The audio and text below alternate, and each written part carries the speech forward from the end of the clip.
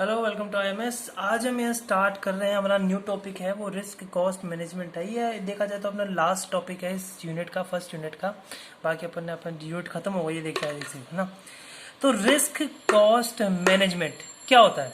Risk cost management ऐसा है कि अपना कोई भी काम है ना, अपन कोई भी प्रोजेक्ट चल रहा है, अपना कुछ भी चल रहा है ना, रिस्क कॉस्ट मैनेजमेंट होता है उस प्रोजेक्ट के अंदर प्रोड्यूस होने वाले, कोई प्रोजेक्ट में कोई अक्कर होने वाले जो रिस्क है, जो उसके अंदर अड़चने हैं, कुछ भी उसको उसको कैसे झेला जाए, उसके अंदर उसको कैसे कोप किया जाए, उसको कैसे ठीक किया जाए। भाई अपन है ना इस तरीके से उसको झेल सकते हैं, भाई हाँ इसके तरीके से झेल सकते हैं।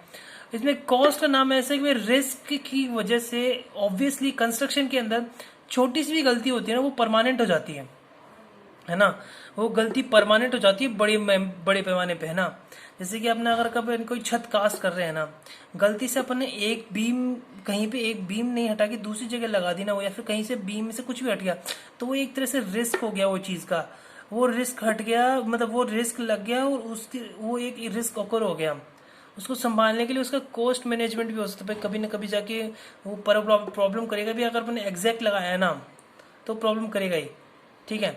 अब उसको मैनेजमेंट करने के लिए, जो मतलब रिस्क को मैनेज करने के लिए जो उसका कॉस्ट एनालिसिस होता है, उसको पहले पहचाना जाता है, फिर उसको टेक कैटेगरीज में बांटा जाता है कि भाई वो मैनेज हो सकता है कि नहीं हो सकता है, वो किस हिसाब से मैनेज होगा, या फिर उसको हम उसकी क्वांटिफाइंग उसको कैसे करेंगे। ये सब चीज़ें होती हैं वो अपने रिस्क कॉस्ट मैनेजमेंट में आती है, ठीक है। सबसे फर्स्ट अपना आता है अपना यहाँ पे आइडेंटिफाइंग रिस्क। इसमें ये है अपना जो होता है ना, आइडेंटिफाइंग जो रिस्क होता है, ये अपना रिस्क कॉस्ट मैनेज का सबसे पहला स्टेप होता है। इसमें सिंपली इसमें क्या होता है कि अपन जो रिस्क है ना, उसका नेचर समझते हैं। भाई रिस्क का नेचर क्या है, भाई किस हिसाब से रिस्क कैसा है, मतलब ज्यादा कैसा है, भाई किस किस हिसाब से अकर हो रहा है, क्या मतलब उसको पता करने के लिए ना अपने को है ना जो प्रोजेक्ट होता है उसको ब्रेक डाउन करना पड़ता है। अब ब्रेक डाउन क्या होता है कि अपने प्रोजेक्ट का ब्रेक डाउन मतलब होता है वर्क ब्रेक डाउन होता है कि अपन प्रोजेक्ट, जैसे अपने एक मेजर प्रोजेक्ट मान लिया, जैसे घर मान लिया। अब डायरेक्ट घर से चालू नहीं कर सकते आप, पहले उसकी नींव खोदनी पड़ेगी, उसका एक्सकेवेशन होगा, ये सब जो project work down break down होता है ना, तो हर ब्रेक डाउन के अंदर हर एक अलग अलग स्टेप होती है। अपन उस स्टेप को क्लियर करते जाएंगे, अपना घर बनता जाएगा। ऐसी चीजें होती है। तो उस स्टेप्स के अंदर उसको समझने के लिए अपन है ना उन हर लेवल्स पे, भाई कहाँ एक्सकेवेशन हो रहा है, किस में क्या रिस्क है, क्या प्रॉब्लम आ सकती है, ये चीज है ना, उसको समझ के उसको समझने के लिए अपने को प्रोजेक्ट को ब्रेक डाउन करना पड़ता है। हर एक प्रोजेक्ट के अंदर अपने को छोटे छोटे ब्रेक डाउन करने पड़ते हैं ताकि अपन उसको रिस्क को पता चले, अपना रिस्क, ठीक है।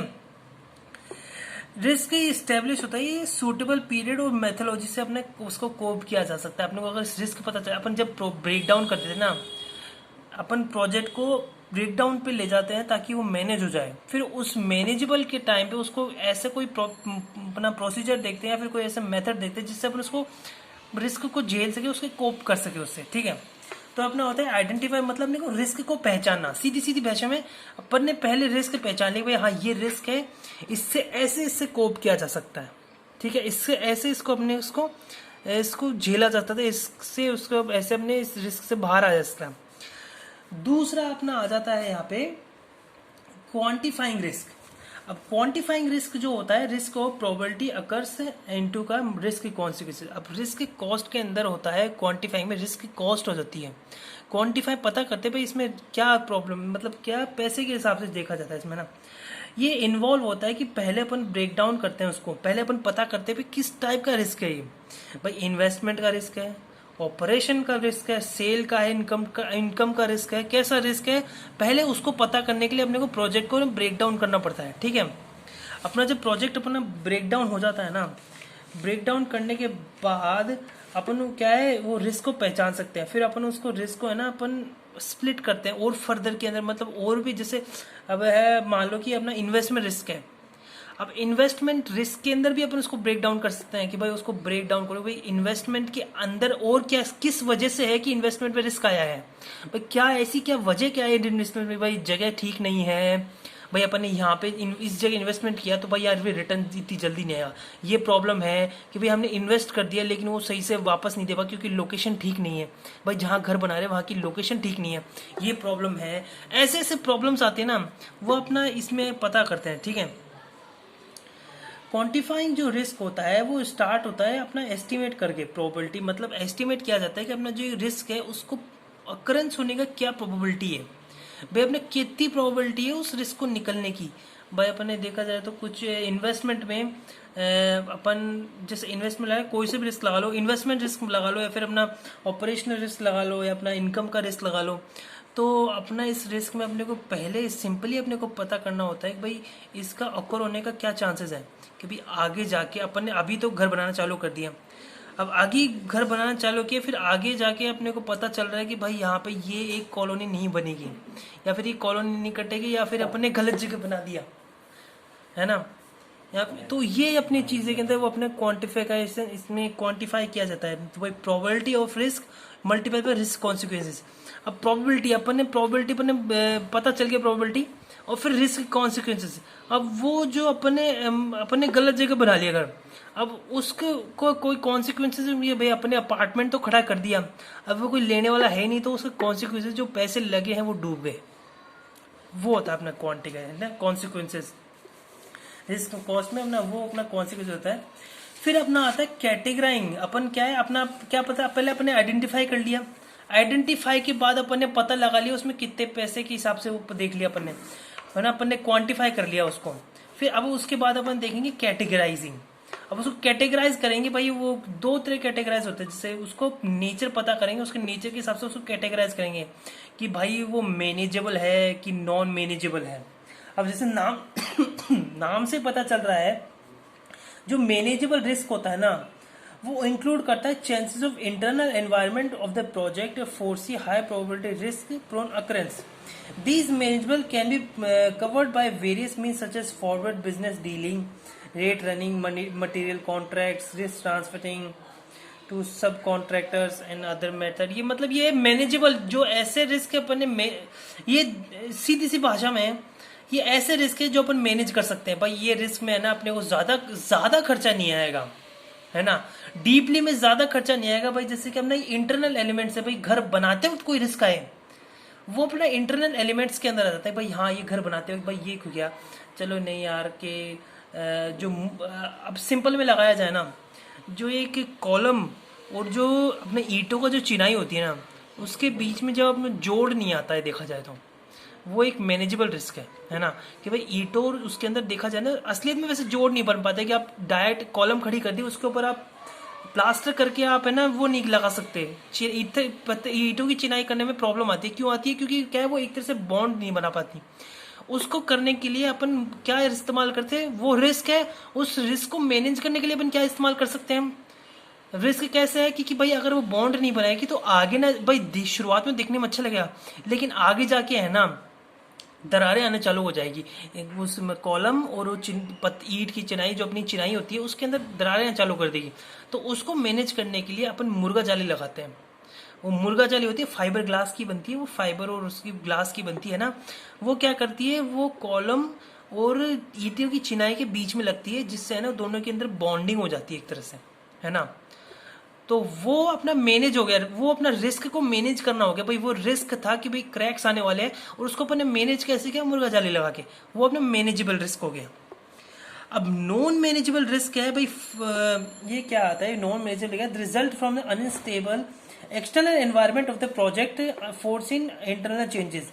This include political upheaval, unpredictable resources behaviour, unforeseen losses, price fluctuation, substances. ये मतलब लोग ये क्या है, पहली बात तो ये तो हाई में होते हैं जो मैनेजेबल रिस्क होते हैं ना, ये मतलब ये आपको मिलते रहेंगे, आपको काम करते रहोगे आपको तो मिलते रहेंगे, ये रिस्क तो आपको मिलते रहेंगे। भाई मटेरियल कभी लेट हो गया, मतलब कुछ भी चीज़ों की मैनेजेबल रिस्क है, ये आपको प्रोजेक्ट में चलते चलते मिलते रहेंगे क्योंकि परफेक्ट काम है ना। अगर आप परफेक्ट सोच रहे हो, जो आप सोचते हो वो मोस्टली में आपको नहीं होता उसके अंदर, स्पेशली आप कंस्ट्रक्शन लाइन के अंदर। कंस्ट्रक्शन लाइन में डिलेज होते हैं। डिलेज कैसे होते हैं भाई, आप कभी अगर आपने सही, अगर हर एक का कम्युनिकेशन, हर एक का अपना मोटिवेशन सबका सही हो ना तो काम एकदम बढ़िया चलता है। लेकिन अब कोई लेवल कुछ अलग सोच रहा है, कोई कुछ अलग सोच रहा है, कोई अपनी ही कहानी चला रहा है ना, एक वो चीज़ होती है, वो अपने मैनेजेबल रिस्क में आती है कि भाई डिलेज होते रहेंगे, कुछ ना कुछ चीज़ें होती रहेगी, वो अपने मैनेजेबल रिस्क में। नॉन मैनेजेबल रिस्क है कि भाई अपने फाइनेंस कम पड़ गया, है ना भाई। जाते जाते फिनिशिंग में फाइनेंस कम पड़ गया, अपने शुरुआत में इतना सा लग रहा है फिनिशिंग में फाइनेंस कम पड़ गया भाई, उसको कैसे करेंगे, तो वो खत्म कैसे करेंगे, ये अपने नॉन मैनेजेबल भाई फाइनेंस होगा ही नहीं, कैसे मैनेज करोगे जब फाइनेंस ही नहीं है अपने पास। पॉलिटिकल रीजंस होते हैं भाई, आसपास के आते जाते लोग परेशान हो जाए भाई, कोई भी दिक्कत हो, जैसे मैंने कंस्ट्रक्शन में देखा है जब घर बढ़िया बन रहा होता है ना तो आसपास के बहुत होते हैं बोलने वाले, है ना।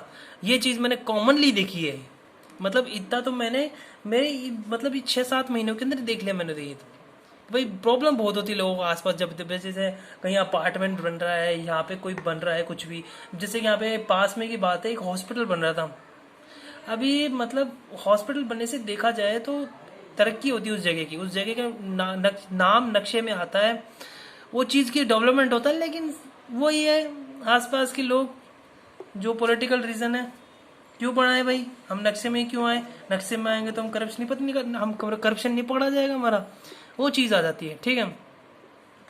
तो ये अपना नॉन मैनेजेबल रिस्क में ऐसी चीज़ें आती है भाई, अपना प्राइस ऊपर नीचे हो जाए, प्राइस फ्लक्चुएशन हो जाए, पॉलिटिकल रीजंस आ जाए, कोई अनफोर्सिन कोई लॉस हो जाए, कोई मतलब कोई पता भी नहीं चला ऐसा कोई लॉस हो गया और वो आगे जाके बहुत परेशान कर दिया वो लॉस, वो ऐसे मतलब वो मैनेज नहीं हो सकता, वैसे कोई लॉस हो गया, ऐसे कोई चीज़ें होती है ना वो अपने नॉन मैनेजेबल रिस्क में आती है, ठीक है।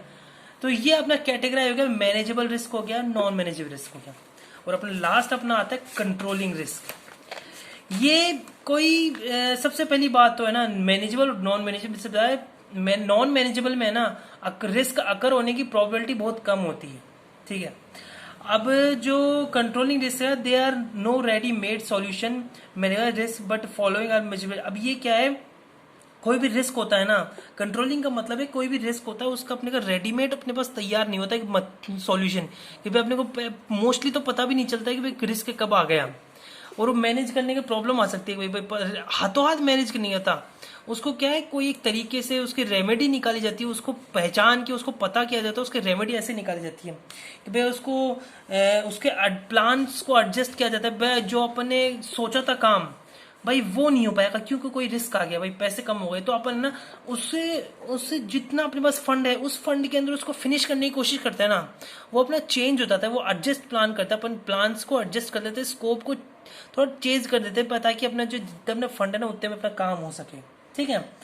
अब इसके अपन तरीके भी देख सकते हैं भाई, अल्टरनेटिव्स लगा सकते हैं, कुछ भी चीज़, जैसे कि अपने किसी को है ना एलिवेशन के अंदर पत्थर लगाने थे, ग्रेनाइट्स ये सब चीज़ें थी, अब वो लास्ट में फाइनेंस का दिक्कत आ गई तो पेंट पीओपी इसी में काम हो गया, ये अपना अल्टरनेटिव्स में आ गया भाई, पेंट पीओपी में भी काम अच्छा होता है, बहुत बढ़िया होता है, कोई दिक्कत नहीं है, ठीक है। बिना फालतू तो खुद का दिवालिया निकालने में नहीं कि भाई हम तो पत्थर ही लगाएंगे कह दिए, तो कोई दिक्कत नहीं है इसमें। अब सबसे पहली बात तो है ना, जितने भी पॉसिबल रिस्क है ना उसका हमेशा दिमाग में लेकर चलना, भी ये रिस्क आ सकता है ना, क्योंकि ये कॉमन हो सकता है, क्योंकि ये रिस्क है ना चाहे सामने वाला नहीं मान सकते, लेकिन एक आर्किटेक्ट सिविल इंजीनियर ये रिस्क को कॉमनली मान के चलता है, ये रिस्क हर साइट में आता ही आता है, ठीक है। तो रिस्क को आइडेंटिफाई करना, उसको पहले से अपने पास एक तरह से उसका थोड़ा सा सोच के चलना, तो वो अपना कंट्रोलिंग में आ जाता है, भाई हाँ ये रिस्क हमारे कंट्रोल में है पहले से ही, ठीक है। तो आज के लिए अपना यहीं पे हो गया वीडियो, ये वीडियो अपना जो रिस्क कॉस्ट मैनेजमेंट के साथ अपना यहाँ पे ये टॉपिक खत्म हो गया है, ठीक है। आप यूनिट अपनी फर्स्ट खत्म हो गई है, सेकंड यूनिट में चालू करेंगे नेक्स्ट डे से। आज के लिए इतना ही है, थैंक यू वेरी मच।